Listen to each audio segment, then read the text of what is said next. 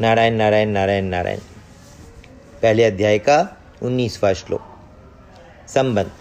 पांडव सेना के शंख वादन का कौरव सेना पर क्या असर हुआ, इसको आगे के श्लोक में कहते हैं। और पांडव सेना के शंखों के उस भयंकर शब्द ने आकाश और पृथ्वी को भी गुंजाते हुए अन्यायपूर्वक राज्य हड़पने वाले दुर्योधन आदि के हृदय विदीर्ण कर दिए। सघोषो धार्तराष्ट्राणां हृदयानि व्यदारयत् नभश्च पृथिवीं चैव तुमुलो व्यनुनादयन्। व्याख्या। पांडव सेना की वह शंख ध्वनि इतनी विशाल, गहरी, ऊंची और भयंकर हुई कि उस ध्वनि प्रतिध्वनि से पृथ्वी और आकाश के बीच का भाग गूंज उठा। उस शब्द से अन्यायपूर्वक राज्य को हड़पने वालों के और उनकी सहायता के लिए उनके पक्ष में खड़े हुए राजाओं के हृदय विदीर्ण हो गए। तात्पर्य है कि हृदय को किसी अस्त्र शस्त्र से विदीर्ण करने से जैसी पीड़ा होती है, वैसी ही पीड़ा उनके हृदय में शंख ध्वनि से हो गई। उस शंख ध्वनि ने कौरव सेना के हृदय में युद्ध का जो उत्साह था, बल था, उसको कमजोर बना दिया, जिससे उनके हृदय में पांडव सेना का भय उत्पन्न हो गया। संजय ये बातें धृतराष्ट्र को सुना रहे हैं। धृतराष्ट्र के सामने ही संजय का धृतराष्ट्र के पुत्रों अथवा संबंधियों के हृदय विदीन कर दिए, ऐसा कहना सभ्यतापूर्ण और युक्ति संगत नहीं मालूम देता। इसलिए संजय को धार्तराष्ट्रा नाम न कहकर तावकी नामाम, आपके पुत्रों अथवा संबंधियों को ऐसा कहना चाहिए था, क्योंकि ऐसा कहना ही सभ्यता है। इस दृष्टि से यहाँ पे धार्तराष्ट्रा नाम पद का अर्थ जिन्होंने अन्यायपूर्वक राज्य को धारण किया, ऐसा लेना ही युक्ति संगत तथा सभ्यतापूर्ण मालूम देता है। टिप्पणी। अन्यायेन धृतम राष्ट्रम यस्ते धृतराष्ट्रः। ऐसा बहुव्रीहि समास करने के बाद धृतराष्ट्र एवं इस विग्रह में स्वार्थ में तद्धित का अन प्रत्यय किया गया है, जिससे धृतराष्ट्र यह रूप बना है। व्याकरण की बात है, अपने को कम समझ में आती है तो इसको और नहीं पढ़ रहे हैं। नारायण नारायण। भाव यहाँ है कि धृतराष्ट्र के सामने धृतराष्ट्र का नाम लेना सभ्यतापूर्ण नहीं लगता है संजय के लिए, तो इसलिए यहाँ पे जो अर्थ है धार्तराष्ट्र नाम का कि अन्यायपूर्वक राज्य को धारण करना, यही अर्थ युक्ति संगत और सभ्यतापूर्ण मालूम देता है। अन्याय का पक्ष लेने से ही उनके हृदय विदीर्ण हो गए, इस दृष्टि से भी यह अर्थ लेना ही युक्ति संगत मालूम देता है। ये बहुत विशेष बात है। अन्याय का पक्ष लेने से ही उनके हृदय विदीर्ण हो गए। जब हम अन्याय का पक्ष लेते हैं, जब हम अन्यायपूर्वक कुछ करते हैं, तो हमारा हृदय कमजोर होता है, हमारे भीतर कायरता आ जाती है, भय आ जाता है। रावण जैसा शक्तिशाली, बलशाली जब सीता जी का हरण करने जाता है, वो भी गोस्वामी जी लिखते हैं कि कुत्ते के तरह इधर उधर डर के देखते हुए जाता है। तो जब हम अन्याय का साथ देते हैं तो हम भीतर से कमज़ोर हो जाते हैं।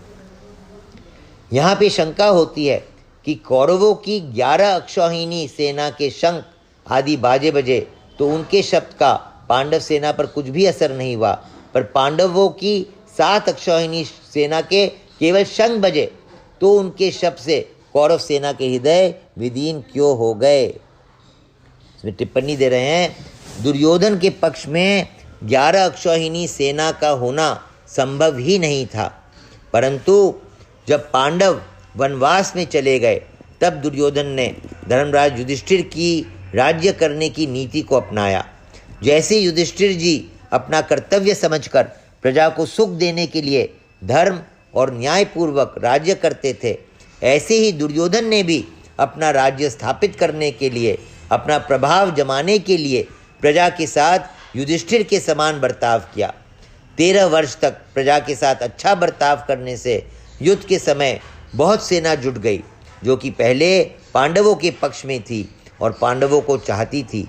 इस प्रकार 9 अक्षौहिणी सेना तो प्रजा के साथ अच्छे बर्ताव के प्रभाव से दुर्योधन के पक्ष में हो गई, और भगवान श्री कृष्ण की 1 अक्षौहिणी नारायणी सेना को तथा मद्रराज शल्य की 1 अक्षौहिणी सेना को दुर्योधन ने चालाकी से अपने पक्ष में कर लिया, जो कि पांडवों के पक्ष में थी। मद्रराज शल्य उनके मामा थे नकुल और सहदेव के। तो जब रास्ते में आ रहे थे युधिष्ठिर के ओर से युद्ध करने, तो दुर्योधन ने चालाकी से उनकी बहुत सेवा की, और उन्होंने समझा कि ये सेवा युधिष्ठिर की है, और उन्होंने सेवा को स्वीकार कर लिया। तो उस सेवा के बदले में अब उनको दुर्योधन की ओर से युद्ध लड़ना पड़ा। अतः दुर्योधन के पक्ष में 11 अक्षौहिणी सेना और पांडवों के पक्ष में 7 अक्षौहिणी सेना थी। इसका समाधान यह है कि जिनके हृदय में अधर्म, पाप, अन्याय नहीं है, अर्थात जो धर्म पूर्वक अपने कर्तव्य का पालन करते हैं, उनका हृदय मजबूत होता है, उनके हृदय में भय नहीं होता। न्याय का पक्ष होने से उनमें उत्साह होता है, शूरवीरता होती है।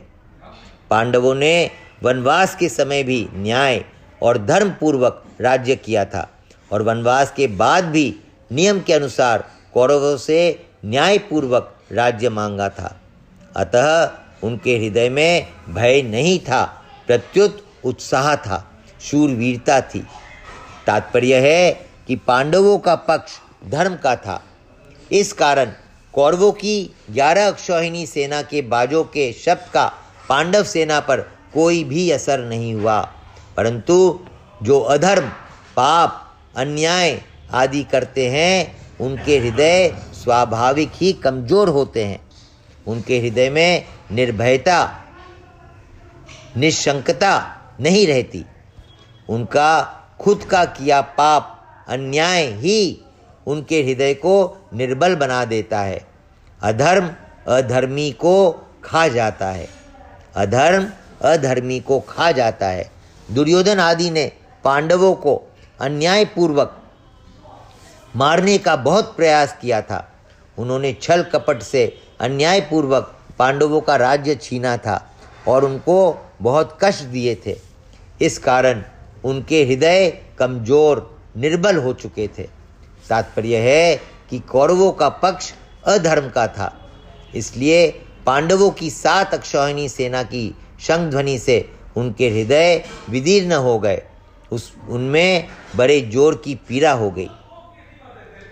इस प्रसंग से साधक को सावधान हो जाना चाहिए कि उसके द्वारा अपने शरीर, वाणी, मन से कभी भी कोई अन्याय और अधर्म का आचरण न हो। अन्याय और अधर्म युक्त आचरण से मनुष्य का हृदय कमजोर और निर्बल हो जाता है, उसके हृदय में भय पैदा हो जाता है। उदाहरणार्थ लंकाधिपति रावण से त्रिलोकी डरती थी।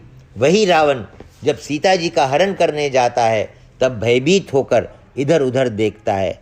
सून बीच दसकंदर देखा, आवा निकट जति के भेषा, जाके डर सुर असुर डराही, निसी न नींद दिन अन्न न खाई। इसलिए साधक को चाहिए कि वह अन्याय और अधर्म युक्त आचरण कभी न करे। नारायण नारायण नारायण नारायण।